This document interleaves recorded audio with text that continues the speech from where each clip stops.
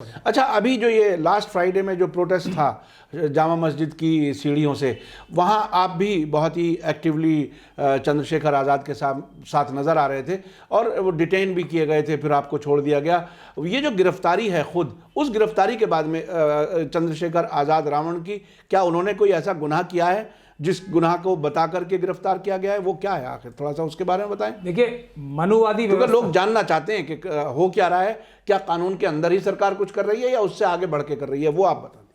क्योंकि चंद्रशेखर आज़ाद साहब ने एक ही काम किया था, जामा मस्जिद पे जाके ये कहा था कि देश में संविधान है और वो सब पे बराबर से लागू होगा और हम संविधान की रक्षा करेंगे किसी भी हालत। और इसीलिए संविधान सुरक्षा समिति भी बनी जी, जी, जी। क्योंकि संविधान को आज खतरा है, बाबा साहब डॉक्टर भीमराव अंबेडकर के संविधान को खतरा है। तो इस हालात में आज का जो दौर है उसमें चंद्रशेखर आज़ाद साहब बाबा साहब के सबसे बहादुर और सबसे प्यारे और सबसे अच्छे बेटे या बच्चे हमें नजर आते हैं। तो उन्होंने अपनी ये जिम्मेदारी समझी कि बाबा साहब के संविधान को बचाना है, इसलिए उन्होंने संविधान बचाने के लिए एक ये कॉल दी जामा मस्जिद से लेकर जंतर मंतर तक। वहां उनको पहले गिरफ्तार किया, सबसे पहले 1-1:15 बजे ही गिरफ्तार कर लिया था। फिर हम लोगों ने वहां पे फिर जामा मस्जिद पे ही अपना धरना जमा दिया। वहां पे जब 5 लाख से ज्यादा लोग 1-1.5 घंटे में इकट्ठे हो गए पूरी दिल्ली से, तो सरकार को, अमित शाह जी को मजबूर होके चंद्रशेखर साहब को वापस जामा मस्जिद पे छोड़ना पड़ा।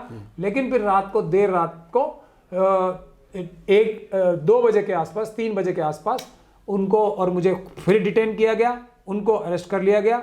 मगर महत्वपूर्ण बात यह है कि अमित शाह जी, अब तो आजकल तो असली जो 20 jure de facto prime minister जो है, वो शायद पूरे देश में एक ही नेता से डर रहे हैं। किसी और नेता को अरेस्ट नहीं किया गया है पूरे देश में, सिर्फ चंद्रशेखर आज़ाद साहब को अरेस्ट किया गया है। तो ये इस बात की तरफ साफ इशारा करता है कि अमित शाह जी जो हैं भयभीत है। चंद्रशेखर आज़ाद की जो मुहिम चली है संविधान बचाने की, उससे भयभीत है और उनको अपनी हार साफ नजर आ रही है सरकार को इनसे, इसलिए उनको जेल में बंद किया है।